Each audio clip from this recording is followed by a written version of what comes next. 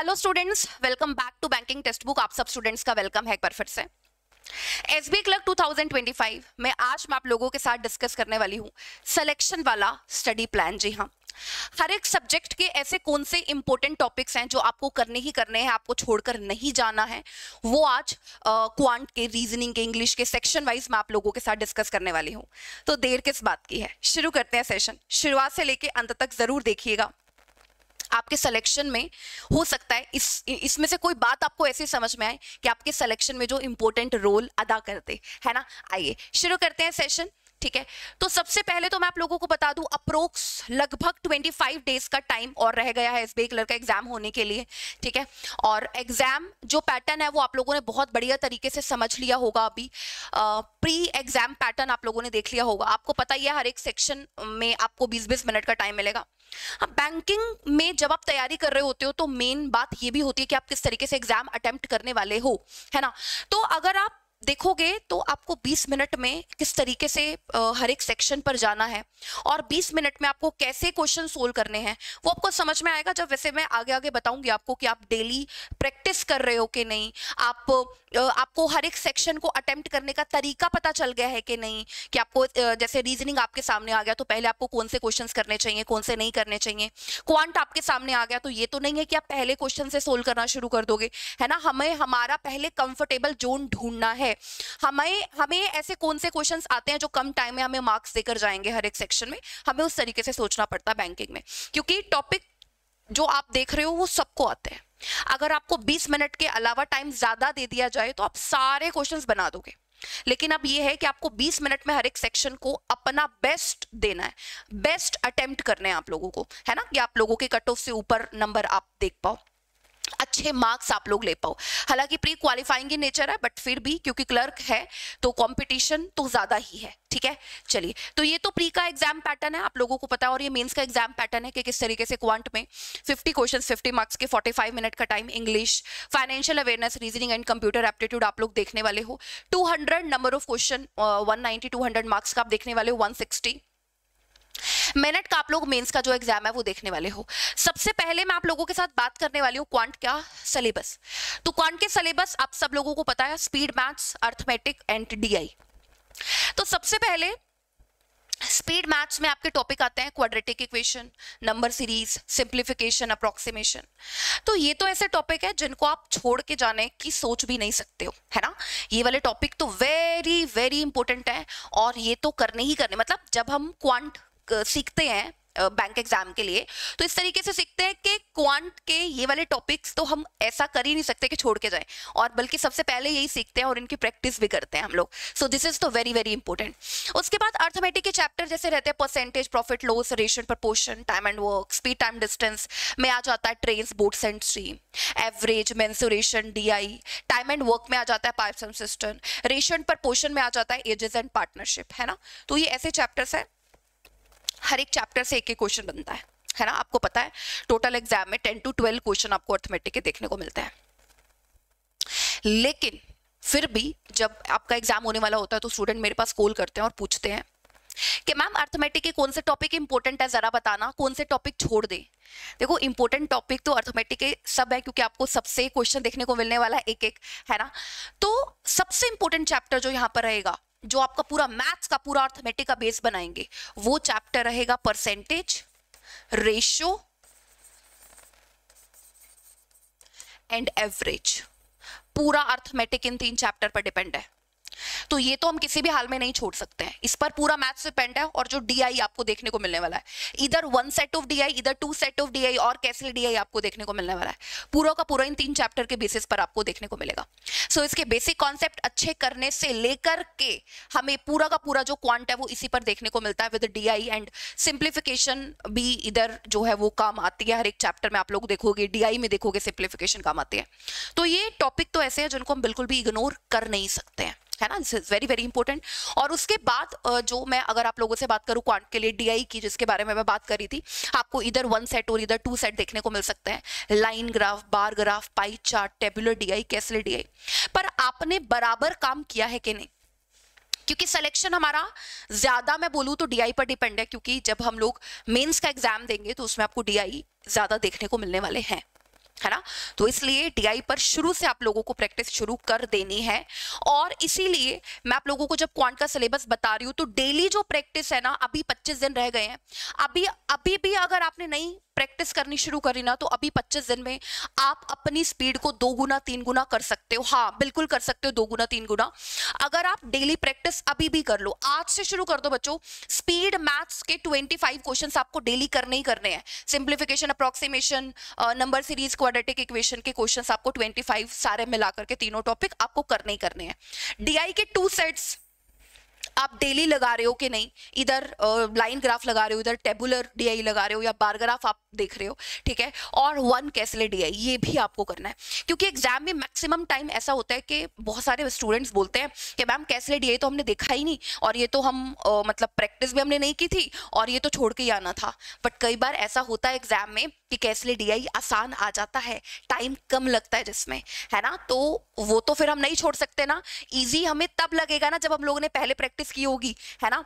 तो ये daily practice वाले टॉपिक है, ये आपको करने ही करने हैं। आज से शुरू कर दो अगर आपने इनमें मतलब लैक किया है, आपने नहीं किए हैं ये टॉपिक, ठीक है। तो ये तो क्वांट का था पूरा, ठीक है।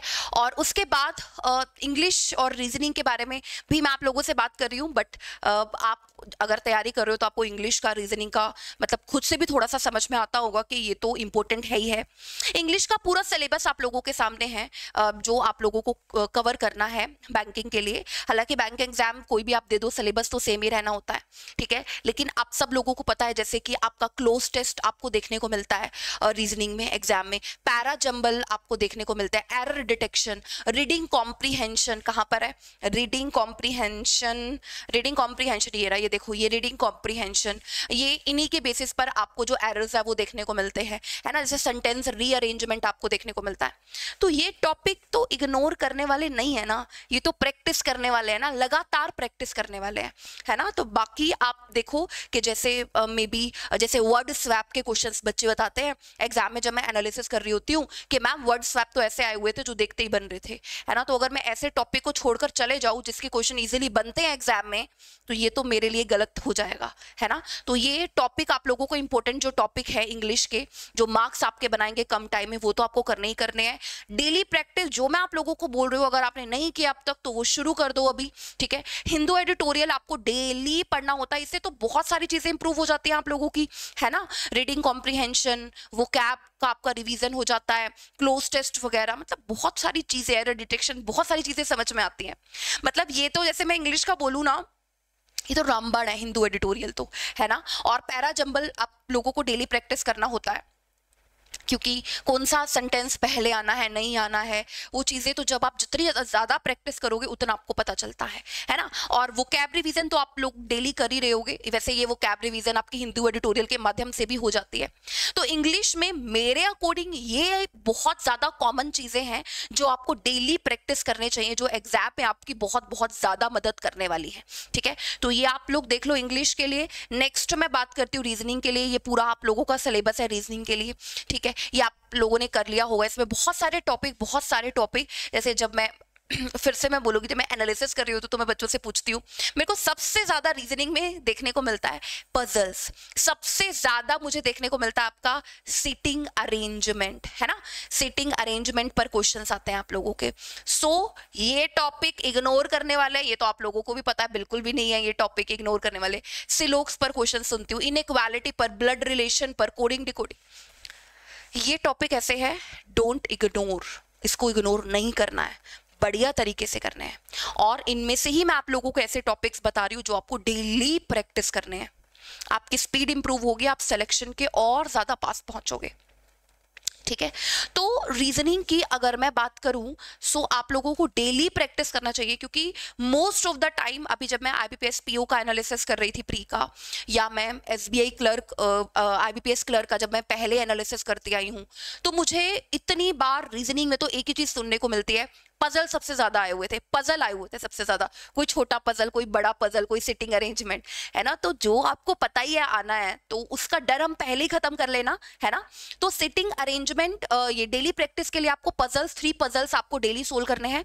डे 1 आज से है आप लोगों का, आज शुरू कर दो। और सिटिंग अरेंजमेंट की प्रैक्टिस जो है ये भी आप लोगों को डेली करनी है। मैक्सिमम मार्क्स आप गेन कर सकते हो इसमें कम टाइम में। जितनी प्रैक्टिस करोगे उतना आपको आइडिया लगेगा एग्जाम में, ठीक है। ये मेरा एक्सपीरियंस बोल रहा है पिछले 10 सालों का। जितनी आप प्रैक्टिस करोगे ना उतना आपको एग्जाम में फायदा होगा। मतलब बच्चे मेरे से क्वेश्चन पूछते हैं, मैम स्पीड नहीं बढ़ रही, क्या करें? अरे सारा एक ही वर्ड है, पूरा एक ही वर्ड, मैं उसको अलग अलग तरीके से बोलूं बार बार, तो उसमें कोई मतलब ऐसी बात नहीं है कि आप लोगों को नहीं पता है। अरे जवाब आप लोगों के पास ही है। एक ही चीज है, प्रैक्टिस, सिर्फ प्रैक्टिस आपको बैंकिंग में सिलेक्शन की तरफ लेकर जाएगा, प्रैक्टिस, ठीक है। और ये तो हर एक सब्जेक्ट के वो टॉपिक है जो आपको डेली प्रैक्टिस करनी ही है। उसके साथ साथ ये स्लाइड सबसे इंपॉर्टेंट, हाँ, जैसे मैं आप लोगों को हमेशा बताती हूँ कि मॉक टेस्ट आप डेली प्रैक्टिस कर रहे हो कि नहीं। अब बहुत सारे बच्चे होते हैं जिन्होंने मॉक टेस्ट प्रैक्टिस करना भी शुरू नहीं किया होता, कोई बात नहीं, आपने नहीं किया, अभी भी दिन है ना आप लोगों के पास, लगभग 25 दिन का टाइम है ना, ये मॉक टेस्ट आप करना शुरू कर दो। प्री का मॉक टेस्ट आपको करना है, डेली करना है, डेली आपको करना है mock test with full analysis, पूरा एनालिसिस के साथ आपको मॉक टेस्ट करना है। मतलब आप अपने हर एक सब्जेक्ट के स्ट्रोंगर सेक्शन आपका कौन सा है, वीक आपका कौन सा है, ये लिख लो एक पेज पर। तो जब आपके सामने पेपर आएगा ना तो ऑफ कोर्स आप पहले, जैसे क्वांट की अगर मैं बात करूं तो आप अपने स्ट्रोंगर सेक्शंस की तरफ ज्यादा जाओगे, पहले वो क्वेश्चन आप सबसे पहले करोगे जो आपको लग रहा है कि ये तो टॉपिक मेरा बहुत स्ट्रोंग है, ये तो मैं बहुत जल्दी बना दूंगा। एक चीज मैं आपको, आप लोगों को मैं और बताना चाहूंगी, कौन सा क्वेश्चन करना है, इससे ज्यादा अगर आप ये पता कर लेंगे कौन सा क्वेश्चन नहीं करना है तो आधी चीजें तो वहीं पर सोल्व हो जाती है। नहीं करना वो क्वेश्चन जिसमें टाइम ज्यादा लग रहा है, नहीं करना वो क्वेश्चन जिसमें आपको लग रहा है कि ये तो मेरा वीकर सेक्शन है और क्वेश्चन भी ऐसा आया हुआ है मैं नहीं बना पाऊंगा, उसको छेड़ लिया, 10 मिनट उसी में लग जाएंगे फिर, है ना। टाइम के अकॉर्डिंग हमें काम करना है। पहले हमारा जो कंफर्टेबल जोन है, जैसे क्वांट में स्पीड मैथ सबसे पहले होना चाहिए, देन आपका डीआई, इजी वाला, क्लर्क का एग्जाम दे रहे हो तो इजी लेवल ही आपको देखने को मिलेगा, इजी टू इजी में +1 कर दो आप, उस तरीके का लेवल आएगा। देन डीआई आपका होना चाहिए। देन लास्ट मैथमेटिक के वो सेक्शंस के क्वेश्चंस जो मुझे पता है चैप्टर मेरे स्ट्रॉन्ग है और मैं फटाफट से वो क्वेश्चन कर लूं। मतलब पहले क्वेश्चन से मत पेपर करने लग जाना, पेपर अटेम्प्ट करने का हर एक सेक्शन का तरीका आपको पता होना चाहिए, है ना। तो पहले जो स्ट्रॉन्ग आपके टॉपिक्स है उन पर काम करना जिसमें आपको टाइम कम लगता है, ठीक है। तो फुल लेंथ मॉक आप डेली लगाओगे, आपको बहुत ज्यादा आइडिया होगा आपको कहां से शुरुआत करनी है, कौन से क्वेश्चन करने हैं, कौन से नहीं करने, कौन से डीआई में, जब आप डीआई देख रहे हो टोटल 5 क्वेश्चन आए हुए हैं कि आप ये 2 क्वेश्चन नहीं करो और ये वाले 3 कर लेते हैं, इसमें टाइम बहुत कम लग रहा है तो वो 3 कर लेंगे। और डीआई अगर मुझे पूरा आता है ना, मुझे वो 2 क्वेश्चन भी आते हैं, मुझे वो भी छोड़ने पड़ेंगे। मैं कोई भी चीज वहां पर मेरी ईगो पर नहीं ले सकती हूँ कि मुझे तो ये करना ही है, ये तो मेरे को आते हैं क्वेश्चन, नहीं ले सकती मैं अपनी ईगो पे, मेरे पास टाइम लिमिटेड है ना, मुझे टाइम को देखकर चलना है। उसी के साथ साथ जैसे कि हम हमेशा बोलते हैं कि प्री के साथ साथ आप मेंस की भी तैयारी आप लोग कर रहे होते हो, ठीक है। सो ऐसा नहीं है कि अगर 25 डेज पड़े तो सिर्फ प्री पर ही हमको ध्यान देना है। प्री और मेंस में टाइम बहुत ज्यादा कम आपको मिलता है, तो वीकेंड पर मेंस आप लोग जरूर लगा रहे हो, ये श्योर कर लेना, ठीक है। 1 मेंस का मॉक टेस्ट आप जरूर लगा रहे हो वीकेंड पर, एक दिन लगा रहे हो पूरा का full length mock test, and then next day आप उसका एनालिसिस कर रहे हो, सेम डे एनालिसिस कर रहे हो। एनालिसिस सबसे इंपॉर्टेंट पार्ट है बच्चों बैंकिंग के लिए, इसको कभी भी मत छोड़ना, ठीक है। ये हमेशा आप करते रहो, ठीक है। अभी दिन कम है चाहे, लेकिन फिर भी हम अपना जितना बेस्ट दे सकते हैं हम देंगे, है ना। Quant plus reasoning plus English में ऑफ कोर्स जैसे कि मैं आपको बता रही थी, सबसे पहले इजी क्वेश्चन आप बनाओगे जो आप लोगों को आते हैं, ठीक है। वो क्वेश्चन जिनमें टाइम कम लगे, जिसमें टाइम आपको कम लग रहा है ना, वैसे क्वेश्चन हम लोग बनाएंगे जैसे कि मैं आप लोगों को बोल रही हूँ। क्वांट में स्पीड मैथ्स करें सबसे पहले, ये भी मैंने आपको बताया है कि स्पीड मैथ्स को आप सबसे पहले करोगे क्योंकि थोड़ा माइंड स्टेबल हो जाता है कि अच्छा मैंने ये बना लिया, 10-12 क्वेश्चन 15 क्वेश्चन मैंने ये बना लिया, तो ये अच्छी बात है। जो क्वेश्चन नहीं आते उन पर मार्किंग करें, नहीं मार्किंग नहीं करे, ये जान के मैंने लिखा है। मतलब मार्किंग का मतलब है कि उन पर आप टिक मार्क मत लगाओ, क्योंकि नेगेटिव मार्किंग है ना, आपको पता है, तो मार्क मत, जो क्वेश्चन नहीं आता छोड़ दो आप।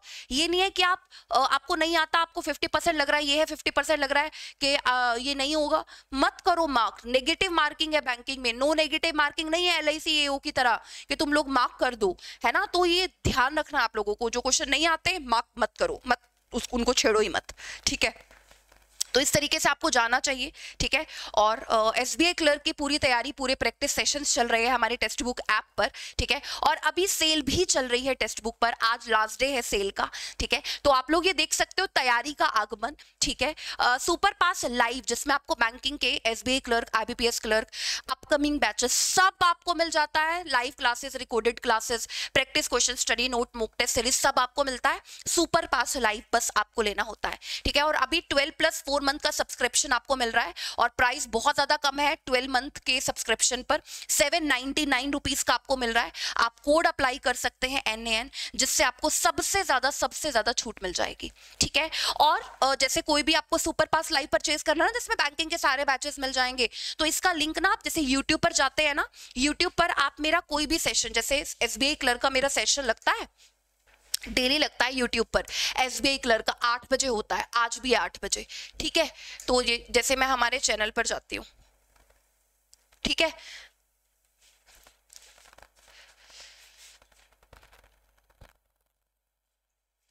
ठीक है।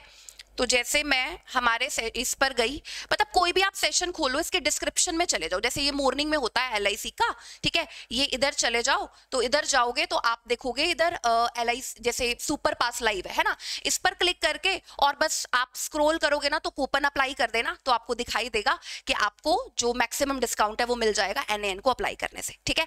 तैयारी में लग जाओ, बढ़िया तरीके से तैयारी करो। बेस्ट ऑफ लक आप सब स्टूडेंट्स को। Thank you everyone, thank you, bye bye.